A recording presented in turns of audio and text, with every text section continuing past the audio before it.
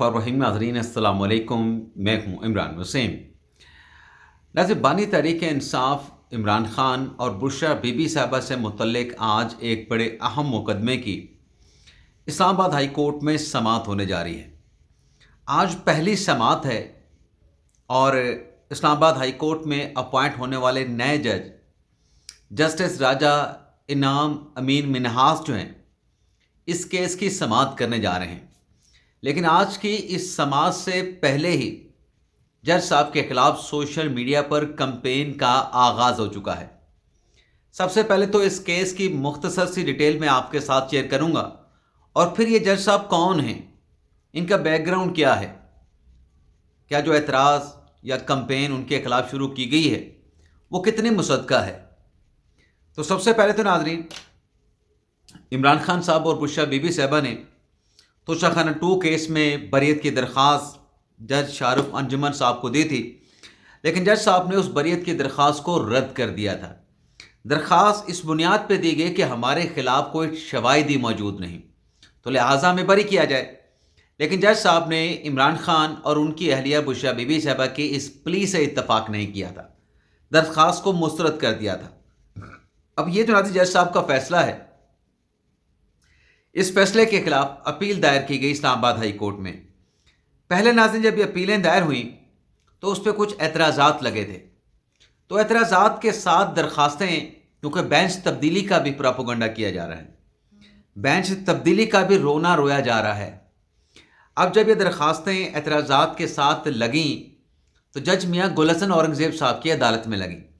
जज साहब ने एतराज़ात दूर करने का कहा और एतराज़ात जब दूर हो जाएं तो जज साहब ने हुक्म दिया कि इस दरख्वास्त को नंबर लगा के समाअत के लिए फ़िक्स किया जाए। ये नाज़रीन एक प्रोसीजर है, क्योंकि एतराज़ात के साथ जो पटिशन जज साहब की गुल साहब की अदालत में लगी थी वो रजिस्टर्ड पटिशन नहीं थी, वो एतराज़ात के ऊपर समाअत हुई थी। जब नंबर लग जाता है ना नाज़रीन, नंबर के बाद वो केस किसी जज साहब के पास भी जा सकता है। वो गुल साहब भी हो सकते हैं, वो आमिर फारूक साहब भी हो सकते हैं, वो कोई और भी इस्लामाबाद हाई कोर्ट के जज हो सकते हैं। तो राजा इनाम अमीन मिन्हास साहब की अदालत में केस लग गया। अब कहा जा रहा है कि जो बेंच तब्दील कर दिया है और हुकूमत अपना नया जज जो इस्लामाबाद हाई कोर्ट में अपॉइंट करवा के लाई है।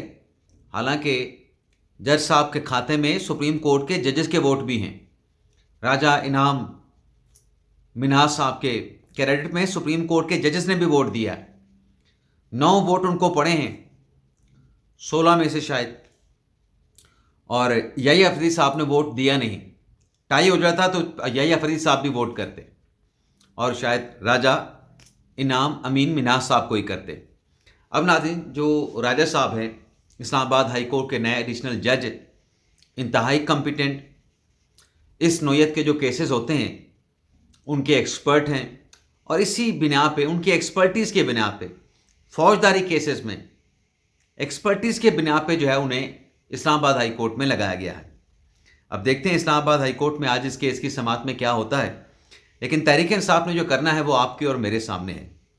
लेकिन आज दूसरा जो केस आज सुप्रीम कोर्ट में ज़ेरे समाअत आएगा, अहम केस, वो तौहीन अदालत का मुकदमा है। आज की समाअत की नाज़रीन ख़ास बात ये होगी कि पहली मर्तबा जब से शोकास नोटिस एडिशनल रजिस्ट्रार जनाब नज़र अब्बास साहब को जारी किया गया है, वो अपना तहरीरी जवाब अदालत में दाखिल करेंगे। जवाब बताएंगे, वजह बताएंगे कि क्यों 20 जनवरी को जो केस था वो समाअत के लिए फ़िक्स ना हो सका। तो आज जवाब आएगा तो बहुत सारी जो उलझी गुत्थियाँ हैं वो सुलझेंगी।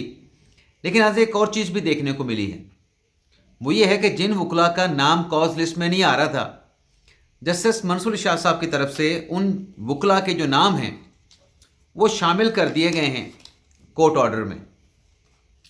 तो कोर्ट ऑर्डर में उन वकला के नाम आने के बाद अब कॉज लिस्ट में भी उन वकला के जो नाम हैं वो नाज़रीन दे दिए गए हैं। लेकिन बज़ाहिर नाज़रीन कल की समाअत का जो ऑर्डर जारी किया गया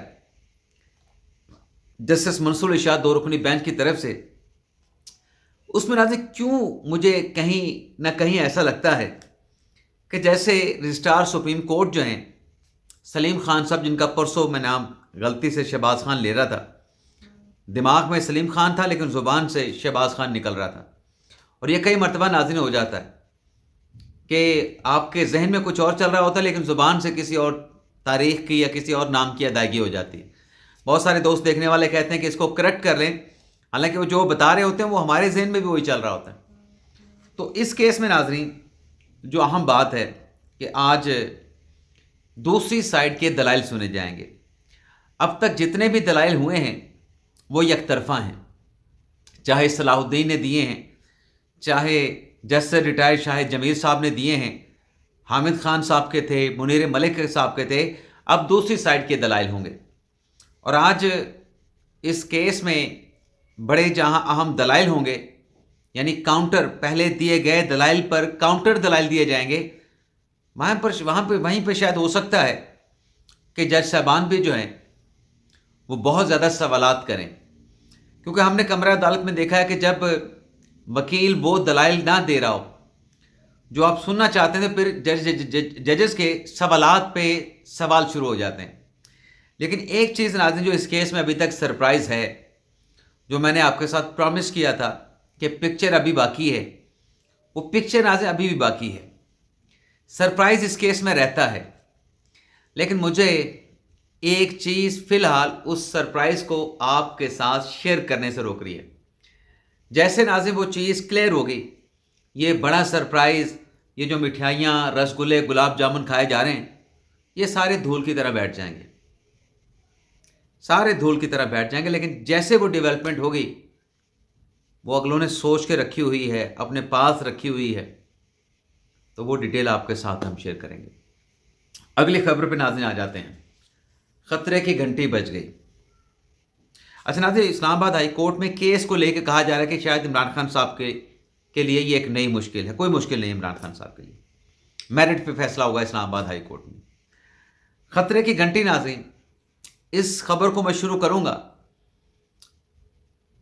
پرسوں یعنی 2 دن پہلے ایک ویڈیو وائرل ہوتی ہے، ایک آڈیو وائرل ہوتی ہے. سپریم کورٹ کی جج صاحبہ مسرت ہلالی اور مشال یوسفزئی سے کے حوالے سے بنا کے فیبریکیٹڈ فیک آڈیو بنائے گئے. اب مقصد کیا تھا؟ مقصد یہی تھا کہ جج صاحبہ کو بدنام کرنا ہے. اور اس میں جس طریقے سے بات کی گئی، جسٹس مسرت ہلالی صاحبہ کی نہ تو آواز ہے، نہ وہ اس انداز سے بات کرتی ہیں، نہ ان کا بات کرنے کا یہ طریقہ ہوتا ہے. وہ تو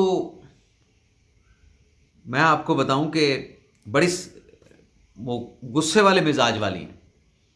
اور اس آڈیو میں جس خاتون کو مسرت ہلالی دکھایا گیا یا بتایا گیا، وہ تو بڑی پولائٹ نظر آ رہی، وہ سننے میں بڑی پولائٹ ہیں.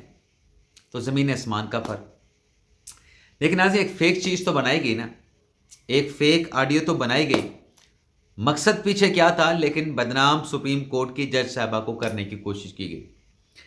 اب اس پہ نہ جانے سپریم کورٹ کوئی کارروائی کرتی ہے نہیں کرتی، لیکن ایک چیز تو جنازے سامنے آئی جو میں بار بار آپ کو کہہ رہا ہوں کہ یہ فیک نیوز کے حوالے سے جو سب کچھ چل رہا ہے، خاص طور پہ سوشل میڈیا پہ.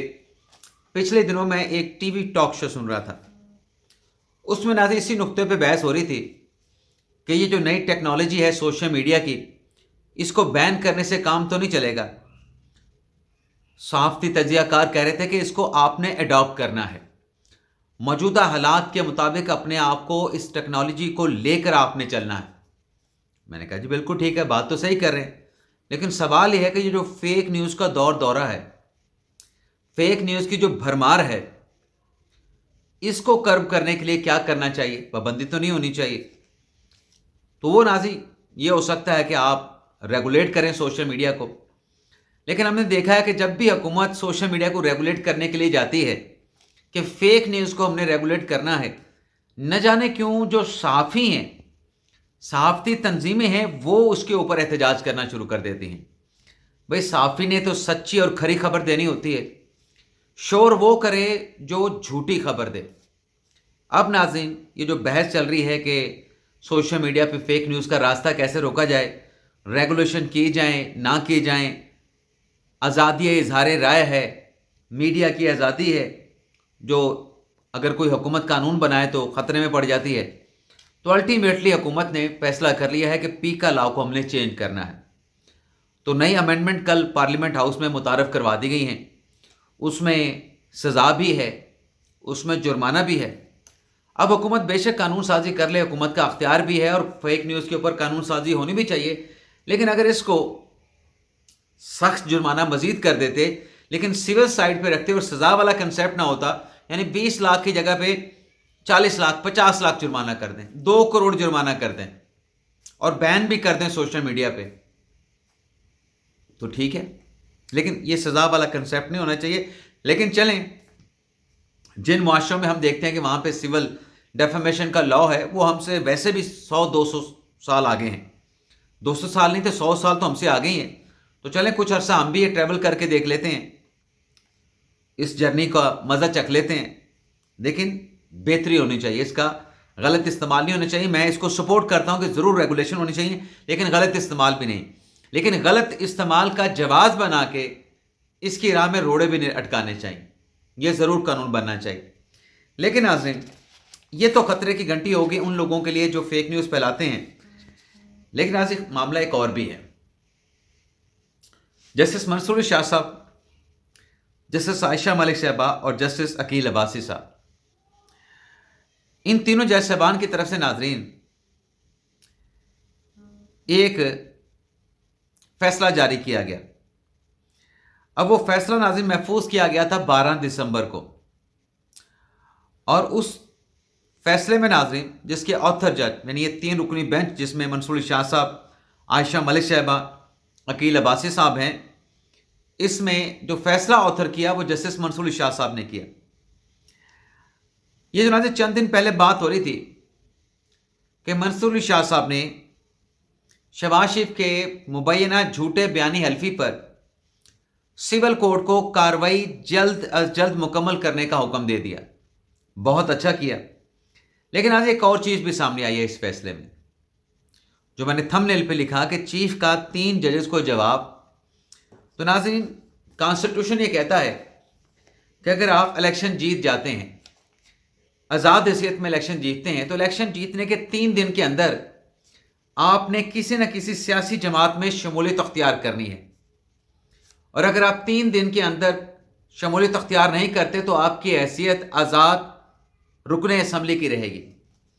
یہ جو ناظرین عادل بزئی والا ایشو تھا, جس میں کہا گیا کہ شہباز شریف کے مبینہ بیان حلفی کی سول کوڈ 2 ماہ کے اندر فیصلہ کرے, جلد از جلد فیصلہ کرے, اس میں ناظرین کچھ حقائق سامنے آئے ہیں, اور وہ حقائق منصور شاہ صاحب نے جو فیصلہ لکھا ہے اسی میں بیان کیے گئے ہیں. اب حقائق ناظرین کیا ہیں؟ ان حقائق کی روشنی میں تو شہباز شریف صاحب کی کلین چٹ ہے, جو منصور شاہ صاحب لکھ رہے ہیں اس کے مطابق ہی شہباز شریف صاحب کی کلین چٹ ہے. کیا ناظرین کلین چٹ ہے؟ عادل بزئی کہتے ہیں کہ میں نے نون لیگ میں شمولیت اختیار نہیں کی, میں نے شمولیت اختیار کی ہے سنی اتحاد کونسل میں. یعنی عادل بزئی کہہ رہے ہیں کہ شہباز شریف صاحب کا بیان حلفی دیا گیا جھوٹا ہے, اور جو صاحبزادہ حامد رضا نے بیان حلفی الیکشن کمیشن نے دیا ہے میرا SIC میں شمولیت اختیار کرنے کا, وہ بالکل درست ہے. لیکن ناظرین, جو میں نے کانسٹیٹیوشن والی بات آپ کے سامنے رکھی, جس میں 3 دن کے اندر جب آپ کا نوٹیفیکیشن ہو جائے, آپ نے ایک سیاسی جماعت میں جانا ہے, تو عادل بزئی صاحب کا جو نوٹیفیکیشن رکن اسمبلی کا ہوتا ہے ناظرین, وہ 15 فروری کو جاری ہوتا ہے. اب 15 فروری کے آگے ان کے پاس 3 دن ہیں, یعنی 18 فروری تک انہوں نے کسی نہ کسی سیاسی جماعت میں شمولیت اختیار کرنی ہے. جسٹس منصور شاہ صاحب اپنے فیصلے میں لکھتے ہیں کہ 15 فروری کو نوٹیفیکیشن تو ہوتا ہے عادل بزئی کا آزاد امیدوار کے طور پر جیتنے کا, لیکن یہ 18 فروری کو الیکشن کمیشن میں مسمک نواز کے جو صدر ہیں شہباز شریف, وہ ایک بیان حلفی جمع کراتے ہیں جس میں یہ کہا جاتا ہے کہ عادل بزئی نے مسمک نواز میں شمولیت اختیار کر لی ہے. پھر جسٹس منصور شاہ صاحب یہ لکھتے ہیں آگے چل کے کہ 18 کو تو شہباز شریف نے جمع کرا دیا ود ان 3 days. 20 فروری کو سنی اتحاد کونسل کے چیئرمین حامد رضا صاحب ایک بیان حلفی جمع کرواتے ہیں جس میں وہ یہ کہتے ہیں کہ عادل بزئی نے سنی اتحاد کونسل میں شمولیت اختیار کر رہی ہے. اب ناظرین, عادل بزئی صاحب اس بات کو تو انکار نہیں کر رہے کہ ان کی حیثیت آزاد رکن اسمبلی کی ہے.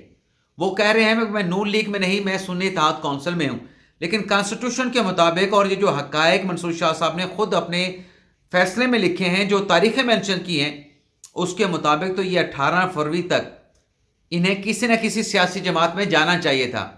19 فروری کو یہ کسی سیاسی جماعت میں بھی شمولیت اختیار نہیں کر سکتے تھے، چونکہ ان کا نوٹیفیکیشن 15 فروری کو جاری ہو چکا تھا۔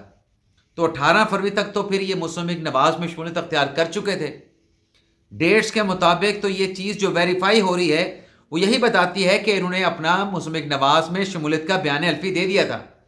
پھر ان کو آفٹر تھاٹ کوئی آ جاتا ہے، تو پھر 20 فروری کا جو انہوں نے بیان حلفی وہاں پہ دیا حامد رضا صاحب نے، جس کی کنسنٹ بھی عادل بزئی نے 20 فروری کو دی، وہ تو 5 دن کے بعد شمولیت کا پھر فیصلہ ہو رہا ہے۔ 5 دن کے بعد تو شمولیت نہیں ہوتی، 5 دن کے بعد تو شمولیت نہیں ہوتی، شمولیت تو 3 دن کے اندر ہوتی ہے۔